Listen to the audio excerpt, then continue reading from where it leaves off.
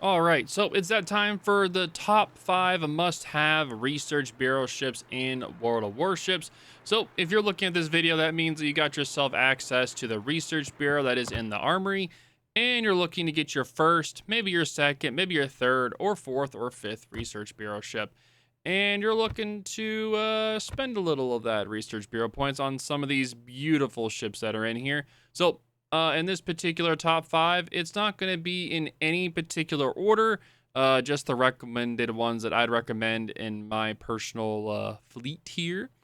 As you can tell, there's certain ones I haven't picked yet. I'm not saying they're not bad, it's just ones that I'm not really interested in, while there's ones that I am more interested in for sure.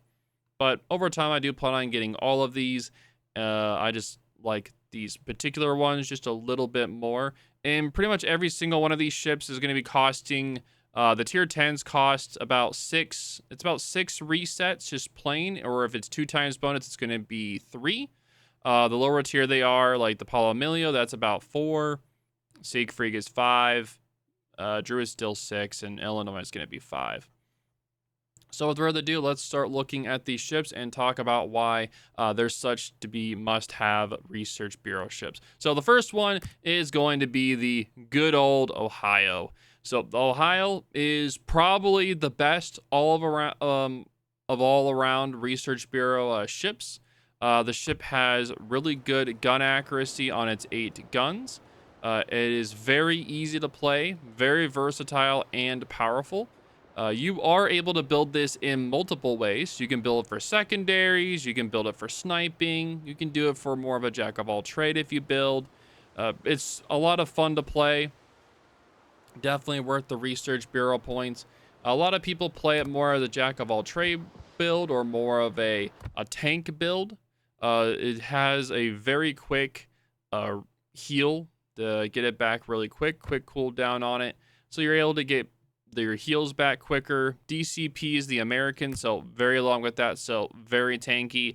Has really good turret diverse as well, so you can rotate your guns quickly to get those snipes on targets that just spot up quickly. The ship is a little bit slow. That's the only downside. Other than that, the ship is amazing. One of the top tier 10 battleships in the game currently for competitive. Very strong indeed. So one of my top 5 favorite for sure research barrel ships. Now, a more recent addition is the hull. So the hull was recently added last month, I believe in March or February. If someone could let me know if I'm wrong, could definitely let me know in the comments. Also, if you guys have your own research bureau ship recommendations, definitely let me know in the comments. We can start a little debate on what ships you guys like for what your reasons are and why you don't like certain others that are like on the list that I'll be giving. The hull pretty much has 3 Des Moines guns on it. And this ship is a actual historical ship. So this ship was IRL. It was originally did not have the guns on it, but they put the guns on it for testing. And the guns were so powerful that they were literally ripping the ship apart. So they just took the guns off and just put the old ones back on. Smaller caliber, of course. But yeah, so it's really cool that they added it. This ship is pretty much a Sherman with the Des Moines guns, and this ship is very powerful. With those Des Moines guns, you get the improved ricochet angles for the AP, as well as the Great HE. This is a very strong farming destroyer, and is also very difficult to hit because you also can farm for very long distances. It does struggle to spot other destroyers due to the bigger concealment, but if you are able to fight other destroyers, it will do a lot of damage to them no matter the distance, far, close, or long range. But yeah, it does do amazingly well.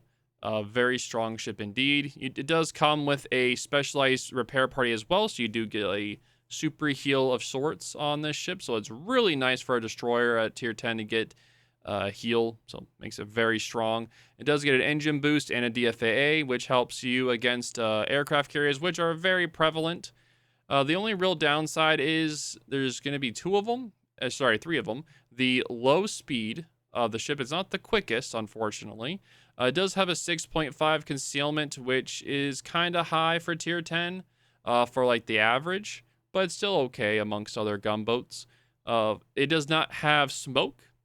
So if you're not used to a non-smoke DD, this will be a little bit rough for you adjusting. But most of the time in this ship, you're just going to be open water farming anyway. You're not really going to be trying to stay dark unless you're being radared. Well, even if you're being radared, you're just going to shoot them anyway. But normally you're going to be sitting around 13, 12 kilometers, shooting them at long distance, peppering them with HE and AP. And if you have any sort of cruisers showing you broadside within, say, 10 kilometers, you just switch over to AP and you start whapping them, and you'll start citadel them. You'll do a lot of damage, and you can wipe out, destroy, cruisers very quickly. You can also do a lot of damage to broadside battleships as well with the AP. So make sure you make good utilization of the AP and HE on this ship. I do have a review of this ship as well, so you guys can check that out. You can check that out whenever you're done watching this video. So I definitely recommend this ship. A lot of fun for sure. The next ship that's going to be on the list is going to be the legendary Illinois. Illinois with the fastest, it has the fastest reload of battleships in the game. Well, maybe until the Irresistible comes out. But this ship essentially has, again, Des Moines guns on it. Which is kind of funny to talk about because we were just talking about that.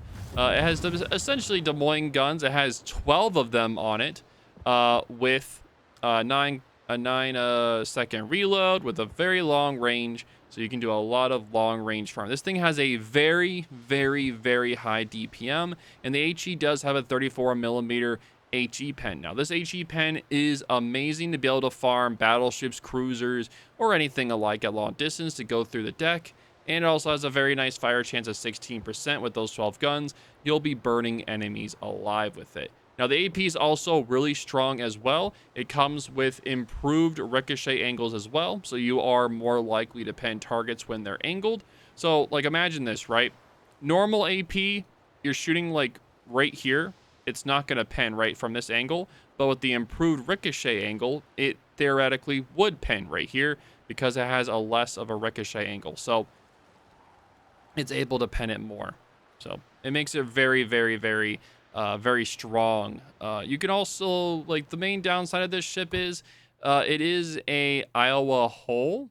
I believe it's the Iowa A hull and not the B hull, so it's the worst version. So it doesn't have a lot of HP. You do get the enhanced repair, though, of the Americans, which is really nice. And also has the enhanced damage control party as well. But it is a tier 9 battleship, so very nice. I do enjoy playing it a lot. It's a really strong farming battleship. Really good for... Oh my god, dude, I never thought about this. Oh, wait, never mind. It's because of the mini game. Oh, never mind. Don't worry about it. I'm talking about like a mini game one of my community members does. It's pretty fun to do for like subs. So I was just thinking about that. But anyway, this ship is a lot. It has good high speed, good anti-air, a lot of fun. This ship costs 51,000 Research Bureau points, so about 5 resets. The hull is 6 resets, and the Ohio is 6 resets as well. All right, so our fourth Research Bureau ship I'd recommend is going to be the Paolo Emilio. Now, this is like, it's like a hit or miss. About a few years ago, maybe 2 years ago or 3 years ago before submarines were in the game, the Paolo Emilio was a lot more fun to play. Pretty much imagine this, right? You have a DD that can go 50, almost 60 knots, right? This thing can go insanely quick with its engine boost, almost 60 knots, right? And this thing has extremely strong torpedoes, right? It's got 4 on each side, and it has 4 right here that can go off the left or the right. So you can pretty much dev strike pretty much all battleships with those torps in one go. And the thing is, this thing has these torpedoes do a lot of damage, but it's also extremely short range. So you're not able to use them at long distance. They're only 6-kilometer torps. So your goal is to use your exhaust smoke, and it's Italian, use the exhaust smoke and the engine boost to pretty much run at the enemy, torpedo them while you're in the smoke, and then you leave and you repeat the process over and over again. It is one of the only ships in the game with this kind of play style. The Regulo can't really do that. Barbriano does a really meme with it. It doesn't have torps, but it has guns instead. So instead of using torpedoes to nuke someone, it'll just use 1,000 shells to do it instead. This ship does also have really good sap damage since it has sap for its guns. It does a really, really, really good damage with them. You have the choice between sap and HE.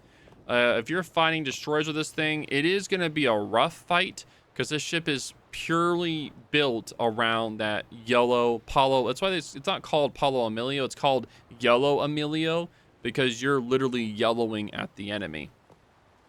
Main downside of this ship is large concealment, 7.1 kilometers. And anti-air is just a joke. So there's an aircraft carrier in the match, you will be suffering. But you'll pretty much be able to have like maybe 1 out of 5 matches.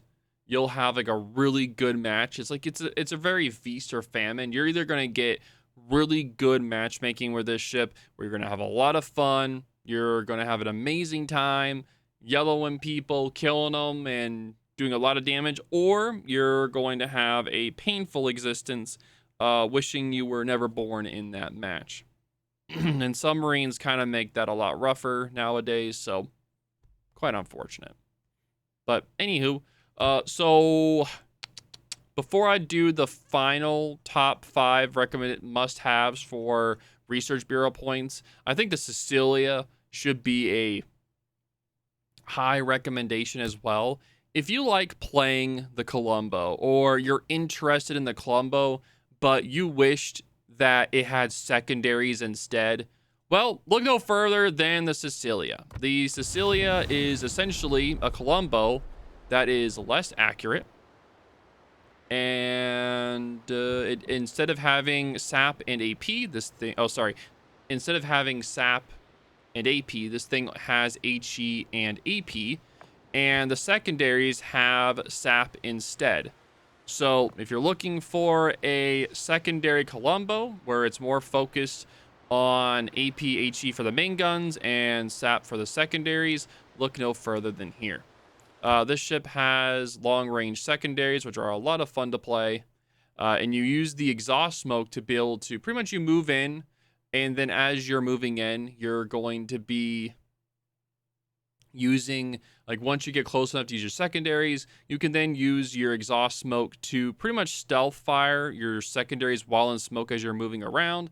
And when your exhaust was about to end, you turn out to leave and you just kite away, and then you repeat the process over and over again. So you move in like you would in the Colombo, and then you would use the smoke to leave and use the secondaries to do a lot of damage. It does have the 360 turrets of the Colombo, which is very, very nice. Wait, does it? It should.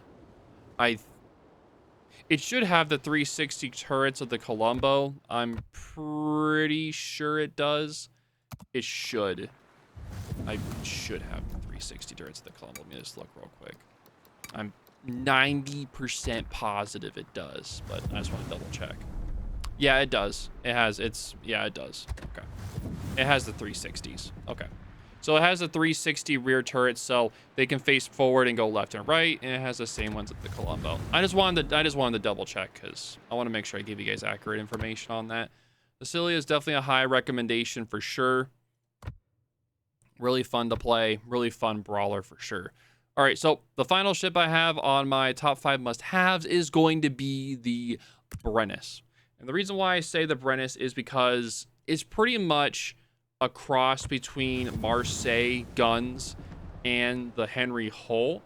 It has a very similar playstyle to the Marseille, but it trades the reload booster for a faster reload, base reload of the guns, right? So you also have to watch out for the Beware of Hydro, unfortunately, with this ship. It doesn't come with Hydro. Essentially, I would say this ship is like a French Stalingrad, where these guns can absolutely dev strike cruisers with the AP and do a lot of damage to battleships. You play it more long to mid-range with the ship, and you play it similarly to the Stalingrad due to the fact it doesn't have the best concealment. It does have torpedoes on it, and they are short range, so it's kind of more like if you're doing a drive-by, you have to use it that way. It is very maneuverable, very high top speed, but it doesn't have great concealment, like I said earlier. You do get a heal, a nice engine boost, and a DCP. But really what makes this ship special is the guns. They're very accurate, long range. AP also has higher armor penetration capabilities. So you'll be doing a lot of damage in this ship. It's an amazing ship, a lot of fun to play. Definitely recommend it in my top 5 must-have Research Bureau ships. Now, I know there's a lot of Research Bureau ships that some of you guys are probably wishing was on the list, like, say, maybe the Slava or the Colbert. I will say that over time, I plan on getting the Vampire 2. Over time, I plan to. Sevastopol, Colbert, maybe. Like, it's a fun ship. I'm just not interested in it. It's a good ship if you like that. Like, I like it. I'm like, I don't know. It's like, like it's fun. I'm just not into it too much. Gibraltar. Why get Gibraltar when you can just, pay money for the Monmouth? Lamau. Just get my mouth. It's just 1,000 times better than the Gibraltar. Hector. And no. Van Spijk. There's just better ships nowadays. But yeah. That's gonna be my top 5 must-have Research Bureau ships for 2025. The hull was added since my last video. I believe the Brennus was as well. Yeah, the hull, Brennus. I'm trying to think if there's any other ones. I think the hull and the Brennus were the only ones that were added last year for Research Bureau points.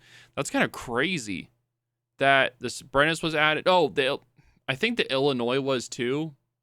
Maybe it was added last year. If somebody in the comments could let me know, I would greatly appreciate it. Thank you. But anyway, that's going to be my video for today. If you guys have any questions or concerns or have videos you guys want me to work on as well, just let me know. And thank you all for watching, and I'll see you guys in the next video.